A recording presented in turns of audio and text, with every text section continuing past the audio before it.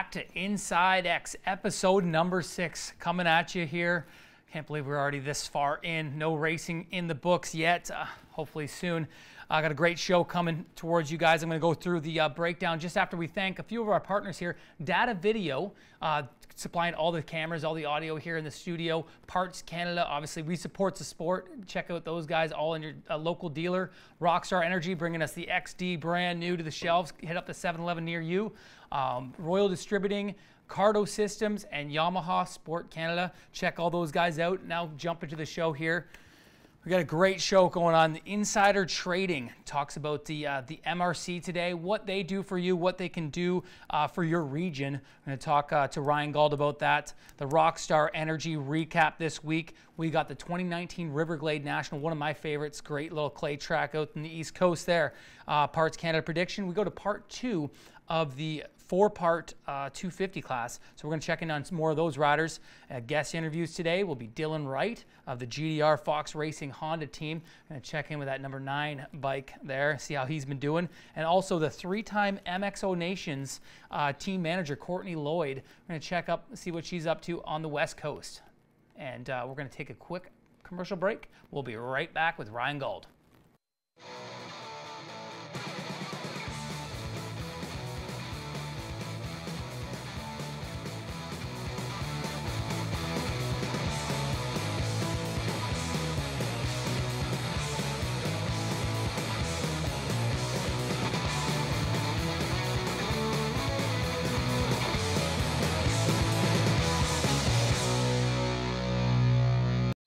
Before the lights, before the cameras, before the crowd roar, before the gate drops,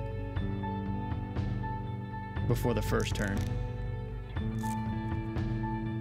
before the finish line, the podium, and the champagne. It's just me and my gear.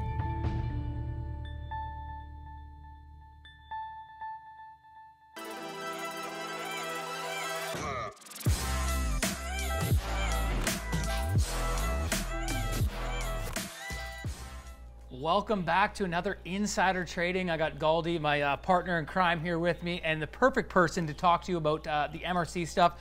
Gauldy, a lot of questions. I get a lot of questions through email. How do you sign up? What is the best way for somebody to sign up for MRC membership, and what is the MRC membership? That's the better question instead of just signing up right away. So the MRC, or Motorsport Racing Canada, it is the national sanctioning body from coast to coast. And basically what the MRC does is offer guidelines for anybody starting from right down at a beginner stage of racing right up to the professional series under the Rockstar Triple Crown Series. The MRC basically provides a storyboard for how to get racing going, class structure, insurance, guidelines through our rule book, right from beginners up to the pros, and basically any kind of question that you have, what kind of gear you should wear, what kind of helmet is proper, what boots you should have, anything from right of their most basic question up to stuff like what kind of gas do the pros run, or where's the best place to get the best suspension. The MRC, or the Motorsport Racing Competition Club, that is where you can get that kind of stuff. That is the basic nuts and bolts of the MRC. Now, to get an MRC membership, mrcracing.com is your best place to go get that kind of stuff. And what that membership does, whatever region you are, under the 9 regions that we have in Vancouver Island all the way over to New Brunswick, we have a region in every province. And in Alberta, there's actually 2 with the ADRA and AMSA. And every region has their structure underneath the MRC. Now, some regions might run different classes. They might have different sort of rules.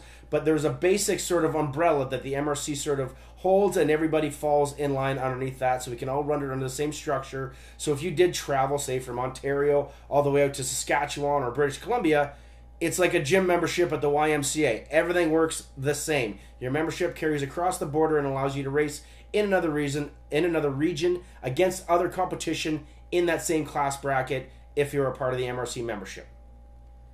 Yeah, that's a perfect breakdown. You pretty much answered all the questions I had. And like Ryan was saying there is regions across Canada. So like you said, gym membership. You go to the next region, you can race there with that MRC, and it's $65. You go to mrcracing.com and sign up there, and that gives you rebates for all different bike brands and dealerships and stuff like that. Some dealerships on like a discount program where you can get some parts and stuff like that, and then if you're buying a brand new bike, you're going to get a rebate right off the hop. So it's just it's a great program all along. And next week we're going to touch on some schools and stuff like that. So it's a good lead way.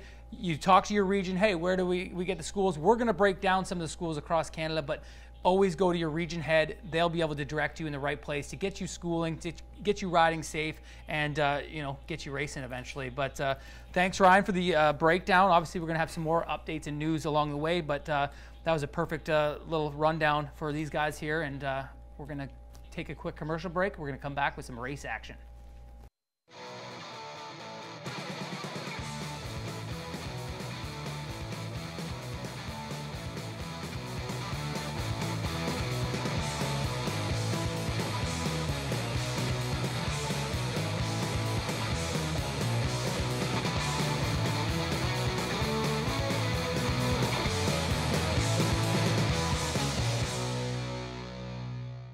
You've got the ride, and we've got the parts to keep you going.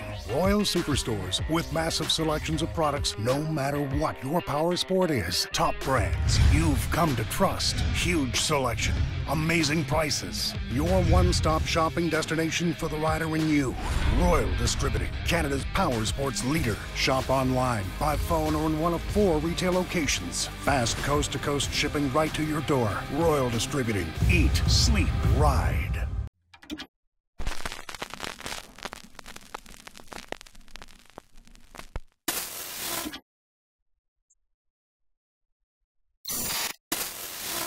All right, Kyle, it is time for the Rockstar Energy Triple Crown Series Recap MX Tour Style 250 class Moto number 2 coming from Moncton River Glade. Invade the Glade. And once again, I watched this thing earlier to study up again. Tanner Ward, late in the season, knew what was going on the starts. And Davey Frazier, for some reason, always gets a good start in his home turf. But I'll tell you what, scary moment right here, Kyle. Oh, my God.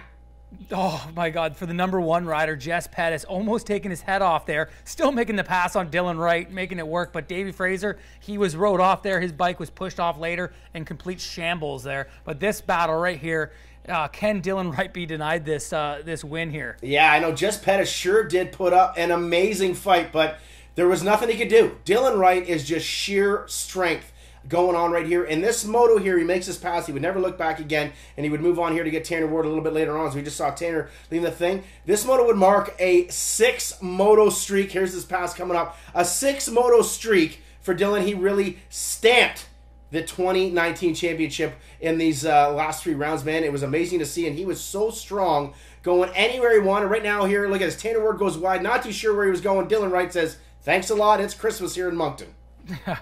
Right up that deep inside rut, and he was setting that up like 3 corners before that. The guy is just, he was on another level, and just his knowledge of the track and just where he can go was super impressive. But great ride here by Tanner Ward up front early. Oh, running to his teammate there, but he just was so strong late, and the whole shots helped huge, right? He gets away from the mayhem, and a guy like Marco Canella, who's his arch nemesis, is always stuck in the back. So Tanner Ward doing a good job getting out front early. Yeah, well, you can always see how good starts are, or what starts make. This is what Jess Pettis wanted to do to Dylan Wright when he made the pass, where he's able to work on his teammate here. Back to Tanner Ward now. Late in the season here, we saw some good stuff. A good shot at Marshall Welton here, and Tyler Medalla coming through the pack. But Tanner Ward, he just was getting these starts. I feel like you might know him a little better because he used to do MX schools in Frankfurt with you, Kyle. But man, I feel like he sometimes just didn't believe enough in himself in these motos, because as we're about to see, he throws away another podium opportunity. At Calgary, he had the chance to get up on that podium, and boom, right here, he threw it away again, giving Welton the podium here on the overall. And Tanner Ward just could not piece together 2 motos on the day. Yeah, no, oh man, like literally the white flag is right here around the corner. He's just picking his bike up. He was so far gone. He had no pressure from these guys. And then look at this. This battle went on forever, these two. And had Tyler Medaglia passed Welton, it would have gave Tanner the podium back, but he didn't. Yep. Welton went on to hold on to that 3rd place, get that podium, but this guy was untouchable. That was one of our fun times doing the math on the last lap and adding up the points. And you're, Gauldy, I'm writing with a pen on paper there and everything like that. And there goes Dylan Wright, 1-1. Pettis 2-2, and Welton 5-3, Ward 3-5. That pass right there threw it away. Jairi Mitchell, haven't seen him up there much this summer. Good job with him. Rensland right there, that was the nail in the coffin as far as championship chances go with that 11-7. Just an off day for that MX 101 right there. Yeah, just another bad day. We've seen that in Prince George as well, where he had that bike problem. But Jairi Mitchell, good ride, and Chase Pennington, he was starting to get in there. Later on, he actually retired from motocross after like only a couple seasons of pro, so sad news there for that Club MX team. But we're going to jump into the 450s now, Gauldy. Righto, Kyle, into that 450 class right there. That is the picture of the day. The 800 was unstoppable on this day. And look at the bullet, man. I tell you, right out of the gate in the middle of the pack right there, that gray and black Fox gear. He is so darn good at the starts. There it is. Mike Alessi, Smart Top Bullfrog, GDR, Honda Canada Fox, getting that whole shot. Nicoletti, Fasciotti, and Gurkey. All the big dogs were up front right away, which set the tone with Meston there. Finally, we hadn't seen him in so long. Meston was really tossing and turning up here at the beginning of this race. Yeah, Meston actually...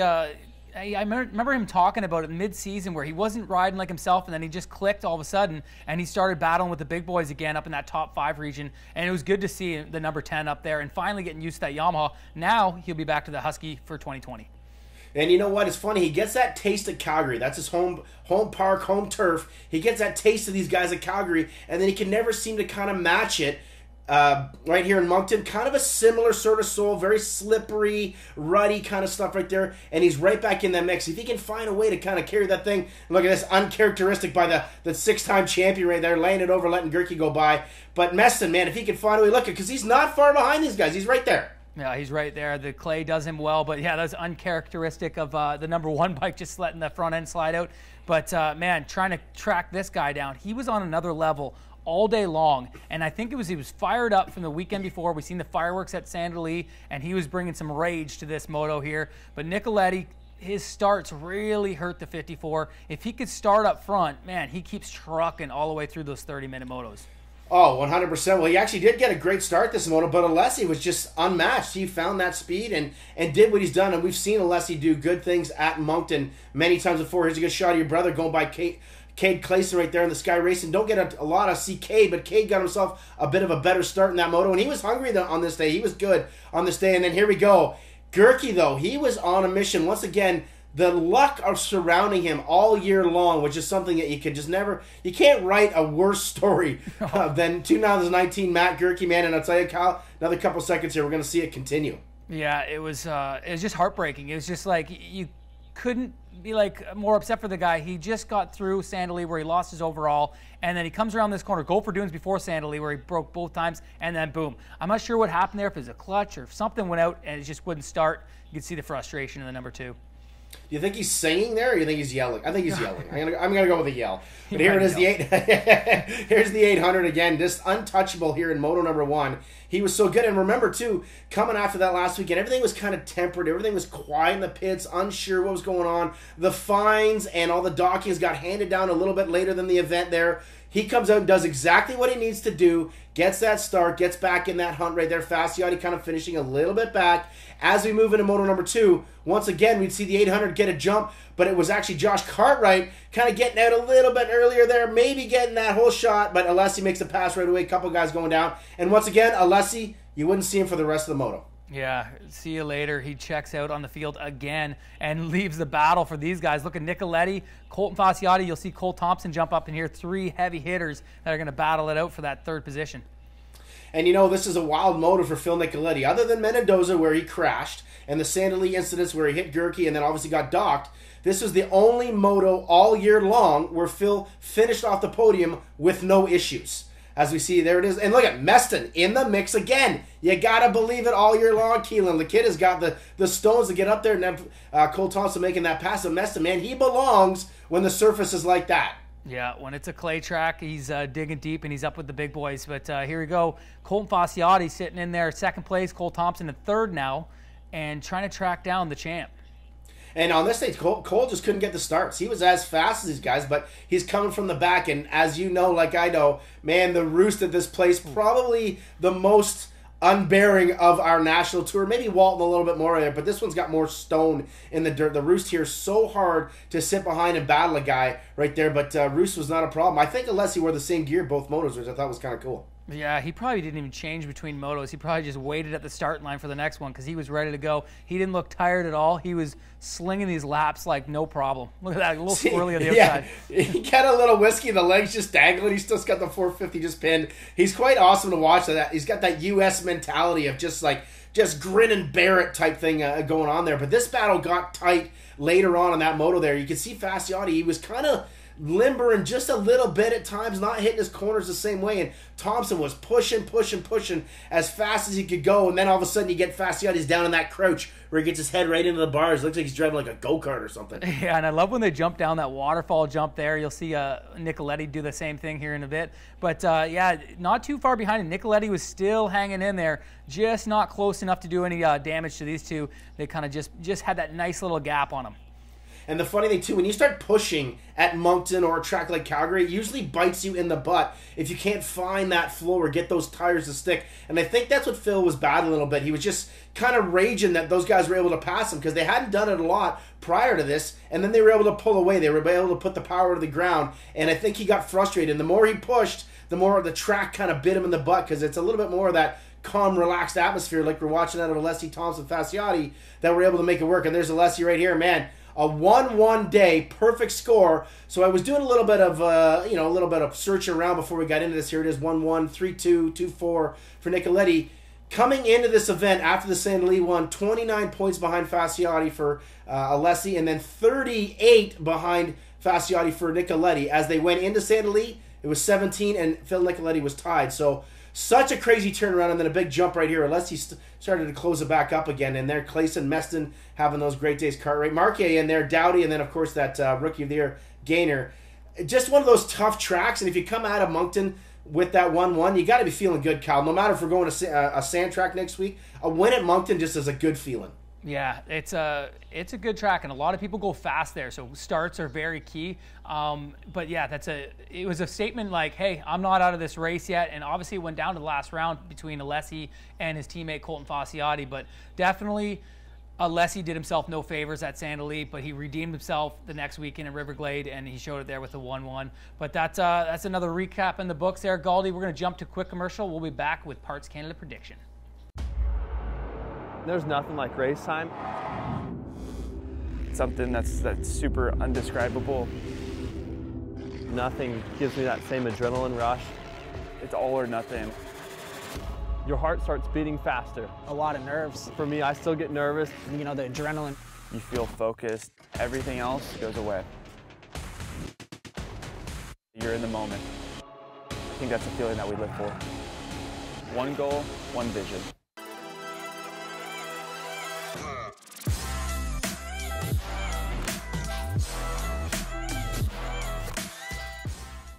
And we're back with another Parts Canada prediction. Gauldy, I got part 2 to the 250 class. I'm going to line them up, and you're going to let me know, your prediction on what's going to go down in 2020.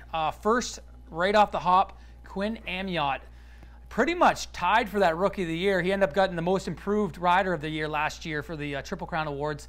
But what are your thoughts of Quinn going forward? He's on the KTM again. Is it going to be a good year? Is he going to, better than last year or equal or what? What do you got? First of all, I really like the kid. He's very humble. He comes from a family, all boys. Jensen, the sister there, she used to race as well. But a lot of boys that are just like motorsports people. Their dad used to race back in the day. And so they're a very motorsports family, very driven, and just a real good, humble core family right there. And I really like what I see out of Quinn. Now, for what I could see coming into that 2020 season, I know he likes training. He doesn't mind putting the work in. His bike is good. I feel like he should have deserved to get a little bit more support this year. I don't know his whole program, but I kind of thought I might have seen a little bit more from the Orange Brigade or the KTM side of things, but maybe, our COVID situations, they were talking to him, and then this kind of slowed things down a little bit. But I feel like with the right kind of support, the kid's got heart, he's got talent, he's fast, he gets good starts, and I think he could definitely mix it up with the batch of the last names we were talking about, our Waddells and McNabbs, and that group we had the last time on the 250 show, right from that 6 to 10, 6 to 12 range. And then that odd time, if everything kind of falls into play, grab that top 5 and really start turning heads. But he's going to need some luck. He's going to need one of our big names to kind of have a falter, whether it be a DNF or a crash, for him to get that sort of open door policy for him to step through and really grab a high finish. Because if that doesn't happen, I don't see it happening in 2020. It's going to need some luck. I know he works hard and he's got all that talent and stuff like that, but he's going to need some luck to get into that next echelon with those top crew. Yeah, good breakdown there, Gauldy. And I agree that a little bit of luck, but you never know. Sometimes we see these riders just, have that 1 year, and then the next year they just pop off, and then they're just that they level up kind of thing. And I could see Quinn being that guy. Like, I'm just watching the stuff that he's putting out there on social media, the way he's riding, and the way he rode last year in his rookie season. I think he could be that dark horse that pops off. The next one I got on my list here was defending champion last year, but lost that number 1 plate. Jess Pettis, he's going to return on that KTM. What are your thoughts with Jess? I'm going to have a hard time not putting my money on him. With Dylan Wright leaving the class and seeing what Jess did last year, even after a slow start, he is by far the favorite coming into this season, in my opinion. Barring any injury and anything like that, we've seen his bike. We know he can win. It's a championship contender. He's a champion. He's got all the tools. He's got all the ingredients. And with this being a contract year for him and wanting to move to that 450, we know that he wants to move to that 450 and play with the big dogs, and he's also got aspirations of going back to Supercross. This would be a big year for him, and he needs to smack the Canadian Series out of the park, bring home the number 1. There's no doubt in my mind that he can make it happen. The only thing that bites him in the butt would be something untimely to a motorcycle, and I really don't ever see that happening to that KTM. I don't see Jess making mistakes where he just throws motos away. He's really matured on those years on the MX-1 bike that got him into that championship ride over at KTM, and I feel that he's the top dog. He's the bullseye for 2020 once the gate drops. I couldn't agree more. I think that last year coming in with that wrist injury really set his confidence back. This year, he's actually fortunate the whole situation's getting pushed back because it gives him more time to recover from that knee injury he received in Montreal. So the more time he's got to recover, it's kind of the competitors are like, oh no, he's going to be even better than he was to start the year if we had started May 30th in Wild Rose. Now the next rider on the list, Luke Rensland, who he might be the biggest question mark for Pettis to see, between those two guys. I would say that number 1 plate might be in their hands. Well, first off, I love the number 6 on the blue Yamaha. Number 6, 1999, I wore it. It was a beautiful number. Best year of my life, so I think that Luke is going to have the best year of his, just because. No, I'm kidding. But I spent a lot of time down at Dreamland this winter, and I got to see Luke ride. Unfortunately, I didn't get to see him ride as much as I would have thought, or maybe just I would have seen. He wasn't really motoing at the time. He had some uncertainties whether he was going to do Supercross, and the team itself had some questionable things going on with sponsors. Then things got into order, and now lately on social media, you can see he's pounding laps, he's doing motos, he's doing the work.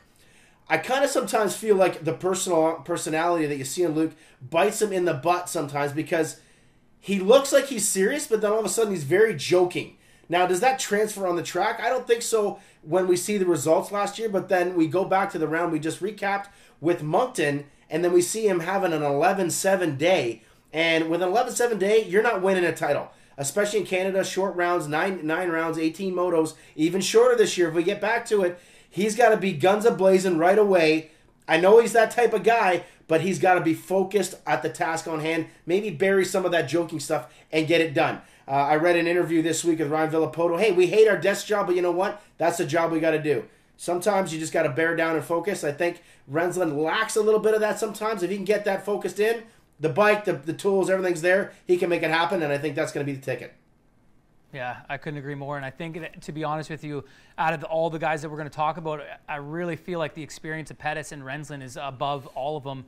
Maybe Marshall Welton's got that experience from racing in Europe, but Rensland, to me, he's training harder than he ever has, just judging by the stuff. And I think it's a big flex, too, putting it out on social media. I see, like, the skiing and the rowing that him and his brother are doing. His brother is trainer Cody. And I just feel like, hey, you know what? We're going to work harder than all you guys, and we're going to get this title. And I think it's, to be honest with you, Rensland and Pettis has got to be the top of the heap there. The last one I want to bring up, the new Kawasaki rider, Sky Racing, Dakota Alex.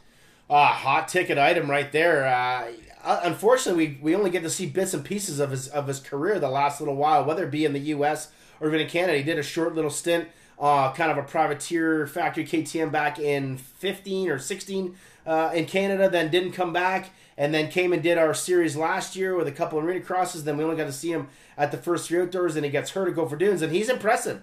The kid has got all the talent and oodles and experience and all that stuff. He's out of the MTF camp, so he knows how to train. He knows what seriousness is, and I feel like the environment in Canada can really help a guy like him, and just kind of our sort of lazy approach, if you will, a relaxed approach towards racing, whether it be our staffing or just the guys on the track. It all kind of falls into play like him, and he really likes it. Now over the Sky Racing, we saw last year Welton had a few bike issues. Now they're switching brands. It's always questionable with a smaller team, maybe not having the best mechanics and all that kind of stuff. And when I say best mechanics, I just mean guys that are experienced and it's just dedicated full-time, because it's not a full-time job for everybody at Sky Racing. They have good people. It's just making sure that when you have a guy like Dakota Alex, he's going to be top dog. You want to make sure everything is ready to go. And I think they had that with Welton, and maybe that was a learning experience last year that can maybe help them move into this year, because if they can make it fit together where the bike stays on top and Alex stays clean, I can see Rensland, Alex, and Pettis, and with Welton in there being those 4 guys battling for the title. Yeah, I couldn't agree more.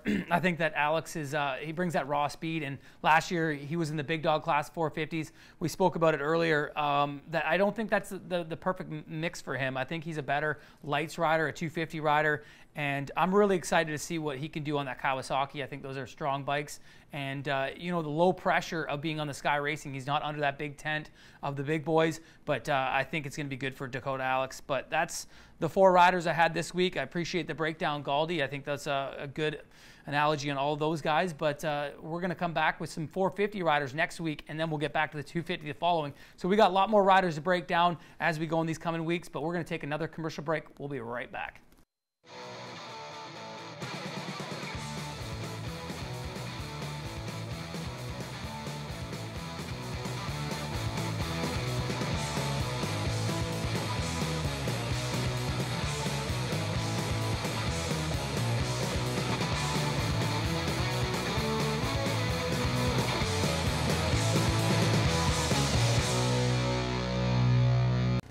Day one, Fox has created products with intention and purpose, so we can inspire your best ride, your fastest race, your greatest adventure. It's how we connect and how we dream.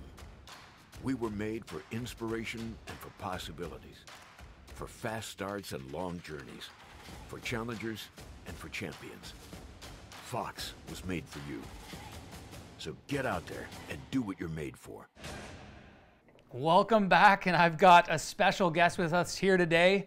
The number 9, the newly number 9, the last year's Triple Crown AX and Motocross champion, Dylan Wright. Dylan, how you doing, buddy? I'm doing great. How are you guys doing? Oh, we're holding up, man. What's quarantine looking like for you these days? Oh, you know, still living that camper life here at the dunes. Just kind of, we got a little gym set up in the upstairs at the dunes. It's like the barn, I guess, on top of the shop. And we actually bought some workout equipment while we were down south and brought that home. So we got like a gym and everything set up there to get our workouts in. And now I guess we got a private facility really at the dunes because it's closed right now. So we got pretty much we can do whatever we want realistically as long as Derek gives us the green light with Tanner and I. So we've just been kind of grinding it out, man. You know, just kind of staying quarantined. Been doing some stuff with Colt and stuff like that, suspension-wise. And, you know, we're just trying our best to get as ready as we can for the season, kind of with everything that's going on. I feel like we've done a pretty good job to set ourselves up as good as possible, so it's been good. Yeah, and that's how I had on my list there. It must be very weird being at Gopher Dunes. It's always such a busy facility, and now it's just you and your teammate, and then obviously Colton comes in, helps out the mechanics. It's got to be very eerie feeling. Yeah, I mean, it's kind of weird, you know. I had lived there in the past for a summer, kind of training with Colt, but you know, now I'm living there right now to my camper again. Which kind of feels weird, you know, being back home, can't go home, can't do anything, just kind of staying in my camper, you know, kind of just grinding out like we do down south. And yeah, I mean, there's no one coming in, there's no one going out. It's kind of just our small, tight, niche group of guys. You know, we try and keep it under 5 per law, so we don't get caught over anything like that. So it's a small group of guys, but we're all working hard, and at least the track doesn't get groomed, so we're able to ride a little bit of a rougher track. And then we also got our test track in the back, which is like harder packed, and I mean we haven't touched that since we came back, so it's getting pretty gnarly, but Diggy won't touch it. So no, I see that, and that's a cool little track back there. Been years ago, I was back there, and it's like more of a topsoil mix, and it gets a different chop than the front main track would get. But along that, being just you guys out there, I've seen a lot of the stuff you guys have been putting out. I've seen that you got a haircut recently. We actually have that in our social media check, and we look at that. I think you got the better end of the deal between you and Tanner. Yeah, not gonna lie, that was the bet that kind of went down at one point during the week there, and then Derek called us out on it. So, yeah, I miss my long hair though, because this kind of was my style for a long time. But now I'm kind of stuck with this look going on, and it's not even straight because my fiance actually cut the rest of it, so it's not straight at all.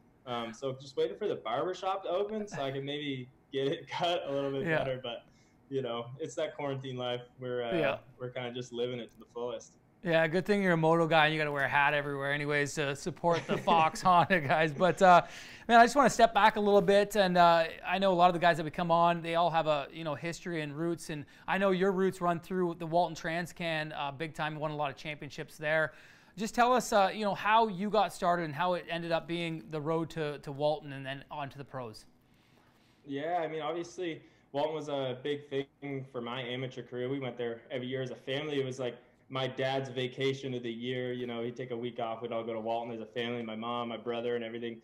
And, the first year we went, I think I was 5 or 6, and I ended up getting 3rd. But we had no idea what we were getting into. Like, my dad, my second moto, actually, my seat fell off when I was on a 50. And my dad was just getting going. He wasn't a mechanic by trade or nothing. So, it was kind of just a big learning experience every year we went there, and we kind of grew from that. And we try, and because of Walton, we try and go race like some different tracks around in the U.S. a little bit too, and kind of get our feet down there on like soil, because back at Sand Lee, I only had Sand Lee to ride, so I had to try and kind of venture off a little bit. And then to get ready for Walton, my dad actually built me a track on on his farm.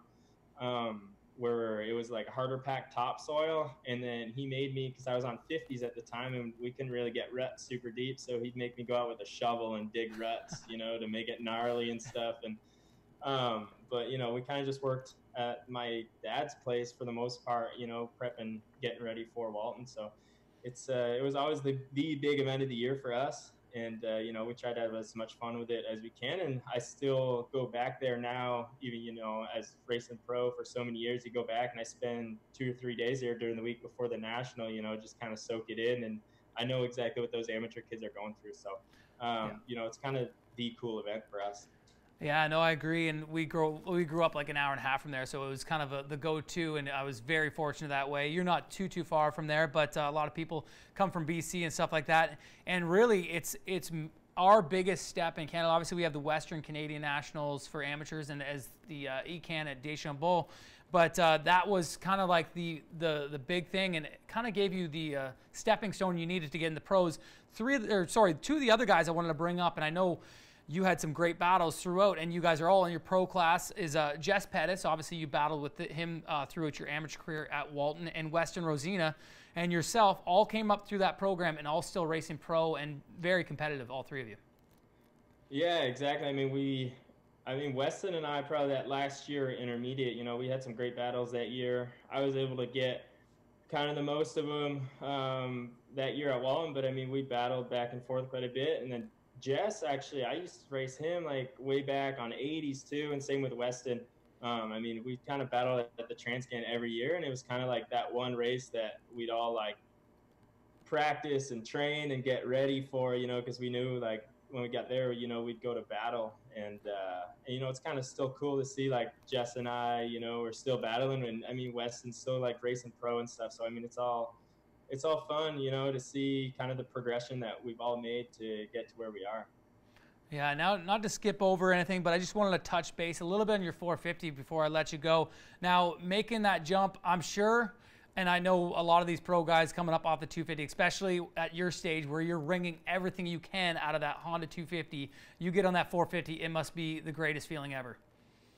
Yeah, dude, honestly, I feel like I even ride it better than the 250. I don't have to work nearly as hard to get the bike to kind of go faster or get more traction. I'm able to be almost like an old man, you know, kind of just lazy a little bit and kind of let the bike do a little bit more of the work.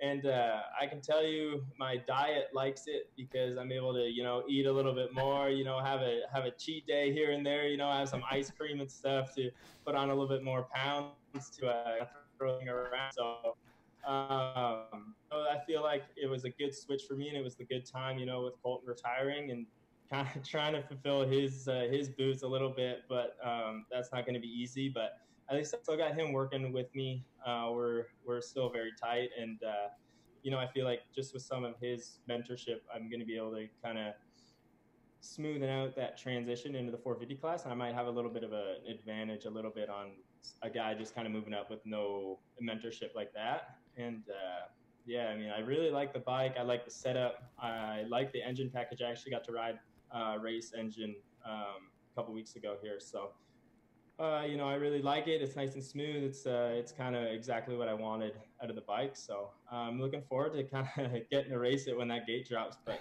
for now, you know, just keep pushing and grind along.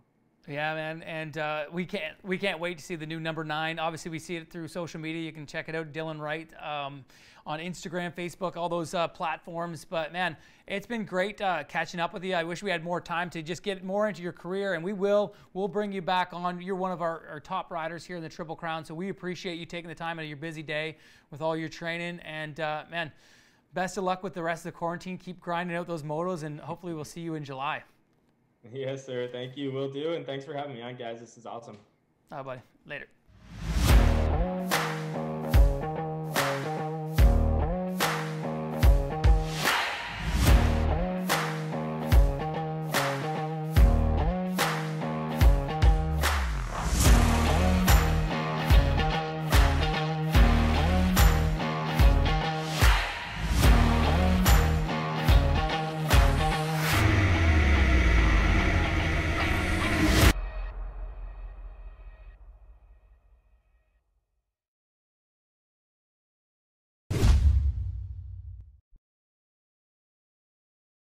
From day one, Fox has created products with intention and purpose, so we can inspire your best ride, your fastest race, your greatest adventure. It's how we connect and how we dream. We were made for inspiration and for possibilities, for fast starts and long journeys, for challengers and for champions. Fox was made for you. So get out there and do what you're made for. Now I'm joined by Kourtney Lloyd, the 3-time MX of Nation team manager, the 7-time Arena Cross champion manager. Kourtney, how you been? I'm good. Hi guys, thanks for having me. Yeah, well, we're glad that you could join. I know it's you know, it's crazy times right now. What have you been up to quarantine-wise? Have you been keeping busy? Yeah, we've kind of been, our shop's been open the whole time, so we've been working, and it's been actually really, really busy because everyone's off work and getting all their projects done and grabbing their bikes out of their shop that they've found that's been back there for 10 years and fixing it up. So the store has been pumping, which has been really, really good, but overwhelming at the same time because there's a lot of precautions that we have to take to be open. So definitely different times, but definitely happy to be working and proud of our staff and stuff for dealing with everything so well. Yeah, no, it's a great shop up there. So you guys are so far north, but you support so many riders in BC and elsewhere. Obviously, heavy into the Arena Cross series that the Future West puts on out there. They've been running for so long, and 7 times champion with a lot of different riders. So that was pretty cool, and it's always cool to see the Cycle North on people's graphics. Love seeing that. But you know, how long have you guys been a shop there? Our dealership that we're in now, we built about 10 years ago, but we've been in business for 29 years. Our parents opened it up in 80, or this store in 91, and then they had another store in 85, a Honda shop. And then when we built the big store, we kind of joined them. Okay. So nice. Kind of my whole life since I was 6 months old has been spent in a dealership. So I don't know what else to do with my life, I guess. But I love it. It's awesome. And working with my family is pretty rad, as you guys know. you get to work with your family every day too, so it's pretty fun. Yeah. Most days. No, of course. And how'd you get into the manager role? I know that I first met you when you were working with teams like the Monster Kawasaki team or OTSF with Andre and those guys, the Rockstar guys. How did you get into the manager role of like taking riders to the arena cross and doing our series as well and whatnot? I started out just doing the amateur stuff. So I used to go to the amateur races every weekend and help out the kids and stuff like that. And then it just kind of evolved a little bit. It actually started with Ryan Lockhart. Not that I want to give him all that credit, but he was kind of the first pro rider that I had doing the arena cross series. And then he hurt his knee that year. So he didn't end up finishing the season, but we got Sean Hamblin to fill in for him. And then it just kind of, I got a passion for it. And I realized that I was pretty good at bossing people around and organizing stuff. And so it just every year kind of got bigger and bigger, and budgets got a little bit more support from sponsors and stuff like that. And then it just kind of, I don't know, like the moment that I decided I wanted to be a team manager, it just almost felt like it just progressively happened.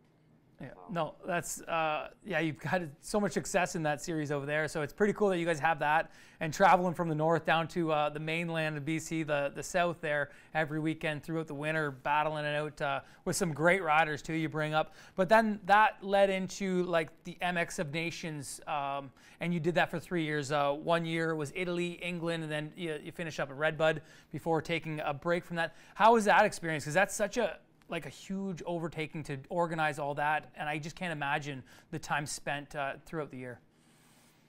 It's a big, very big undertaking for sure, but it's something that I'm so proud of, and something that like I have memories from those trips that I'll just never ever, nothing will beat Italy ever. I've met so many amazing people, and just even the teams in Canada and stuff that were fully supportive of it. And I mean, like, to get 3 competing racers to stay together in a house for a week and be essentially roommates when all season they're kind of battling each other and stuff. It's definitely a big task, and it's a big ask of me to ask that of them. But everyone was so rad to work with, and everyone, like all the riders of the teams, were so supportive of me and so helpful and anything that I needed, and fundraising and everything. That it's definitely an experience that I want to do it again for sure. But it's something that I'm really, really proud of, just for the Canadian moto scene, you know. Yeah, and the stuff that you did above and beyond of what a normal manager would do, you started planning so early, and then you brought in the ambassador program and these young kids come in the youth program, which already is like a task in itself, but you had to organize the 3 riders, the mechanics, the other team managers, making sure those bikes get over there, and then the chef that you had there and all the accommodations. I don't think people understand. I think they, you know what I mean, like Canadian people obviously want a team to go, but there's so much money and time from like not just yourself, but your supporting crew that has to put into it. And I think that's a big misunderstanding in our sport. It is a huge, huge deal to get a team over there. Thank you. I agree. It's very hard for people to understand, I think, until they go or they've been on a team. The reason we started the Youth Ambassador program is because when I was talking to some of the kids, like at Arena Cross, about the Motocross of Nations, they were like, "What's the Motocross of Nations?" And I'm like, "Are you kidding me? You guys do not know what this is?" And they don't. Because Canada, we didn't go for a couple years, and we've been gone inconsistently and stuff. And so I thought it was really important to bring them, a couple of them, with us each year, so that if it is ever their turn, they've already experienced that race. They've already seen 100,000 people at a motocross race is unreal. Even for me, just walking through the crowd, I can't imagine what it's like for the riders to have to race in front of them. You know, and guys like Moth had never been before, and then we expect him to go out there on a world stage and just absolutely kill it, or he's going to get destroyed on social media, and I just don't think that that's fair. So it was kind of a thing that we came up with, Brett Lee and myself, to just make sure that when some of those kids will have their turn to be on the team, they'll kind of already experience, they'll know, you know, what we expect, what the format is of the race and things like that. So that's probably the hardest thing for this year or last year with us not going, was the Youth Ambassador program. I was pretty sad that we didn't get to go, and those kids did get to experience it, but hopefully it'll be back. Yeah, no, and I actually was lucky enough to go in Germany in 2013, and you're exactly right. 100,000 fans is insane on the side of those tracks. They're all dressed in costumes, flags flying, all the you know, everything, the air horns, the chainsaws, all that stuff. It's crazy to see, and especially at that age. You know, I was a little older when I went to watch it, so I can't imagine being like 14, 15, 16 years old going over there and watching the guys you look up to race in that scene. It's a cool thing that you did for those kids, and I hope that you can get back on that team manager role to bring it back. Yeah, I do too. I'm trying my best to make that happen. Obviously, there's some politics involved, but that's just what I want. I just want to do be the team manager for the Motocross of Nations and get the kids there, and kind of all the other stuff aside. I just want to focus on that 1 week out of the year. So hopefully things can be resolved and we can kind of get back going, or at least I hope somebody goes, even if it's not me as manager. I hope that a team does get to go, and I hope that the riders get the experience that they got when it was me, and that it's a positive one. Yeah, I agree. We have so many good riders in Canada, and I think that it's such a good showcase for our country to get those guys over there racing and against the best in the world. Out of the three, what was the hardest one for you to organize? I know Redbud's close, but I could see that being difficult as well. I would say Redbud was the hardest, just because there were so many people going that we knew, so everyone wanted to pass, or everybody wanted to park with us, and then I also put more on my plate too, just because I don't know why I do that, but I did a turkey dinner because it was our Canadian Thanksgiving, so all the fans came and did the turkey dinner, so that was a big undertaking. But we had Brett Lee, Melody from Walton, and Carrie Schuster helping, and they were like rock stars. They helped serve food, they helped serve beer. We had beer in our pits and stuff, and they were just they totally just took the reins on that. So but I would just say Redbud, due to the amount of people, when we go overseas, there's maybe 20 of us, so whereas at Redbud there was 2,000. So yeah, it's good. It's good to have that support, but at the same time, it's hard to organize, and I understand that. Doing the events that we do, same thing all the time, especially the local ones when we come to Sarnia. So I totally understand where you're at with that. It's very tough to organize. But anyways, Kourtney, we appreciate being the Canadian Series. We appreciate what you've done for those 3 years, and we hope you can bring it back, because I don't think there's anybody that can compete with you on the manager side of that MXON Nations team, and we hope it comes back soon. But thanks again for joining us, Kourtney. We'll have to catch up with you once the season gets going, and hopefully we get up to Prince George again. Yeah, absolutely. Thank you guys for everything that you're doing too. The show's rad.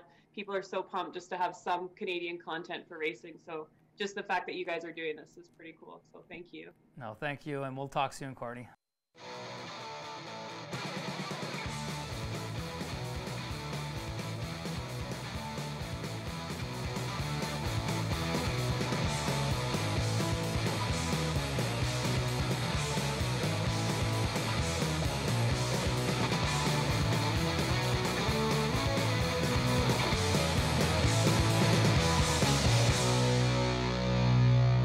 All right, Gauldy, another week of social media check-in. This week we look in behind the scenes, see what the teams are up to, and there, right on your screen there, the GDR team looking sharp.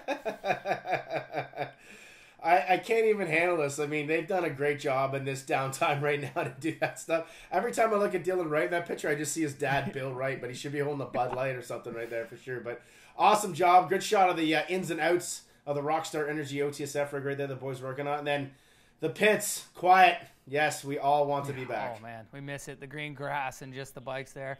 Here's a shot. The Carlson Racing team. Looks like a drone shot of Casey Keese out riding in some hills out in California. So those guys getting ready. And Luke Rensland, talked about him a bunch this episode, looking sharp with that Gauldy number 6, we'll call it, on that Yamaha.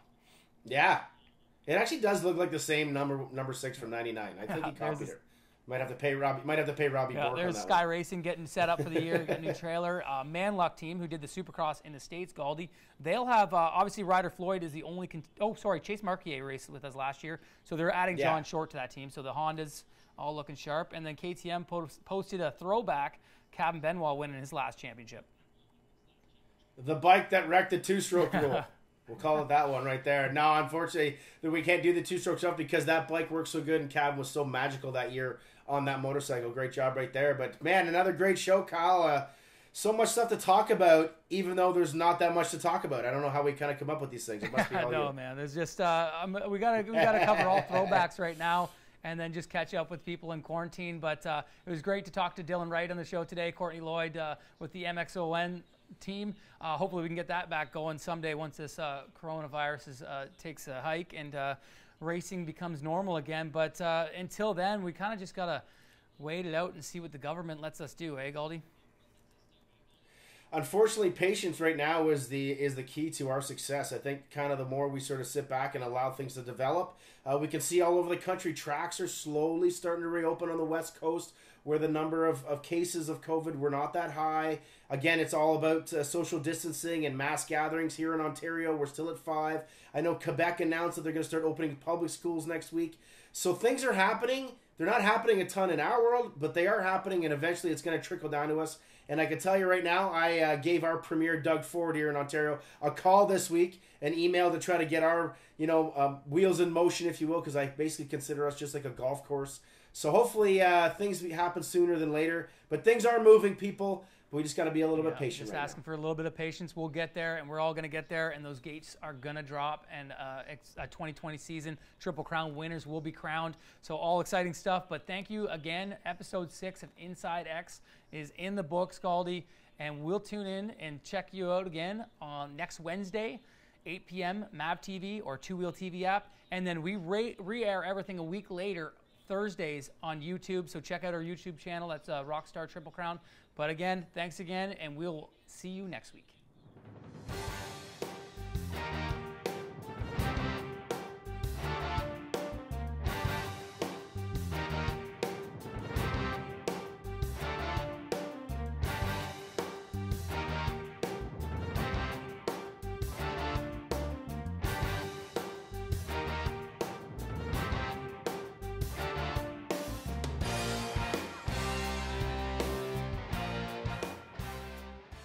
You've got the ride, and we've got the parts to keep you going. Royal Superstores, with massive selections of products no matter what your power sport is. Top brands you've come to trust. Huge selection, amazing prices. Your one-stop shopping destination for the rider in you.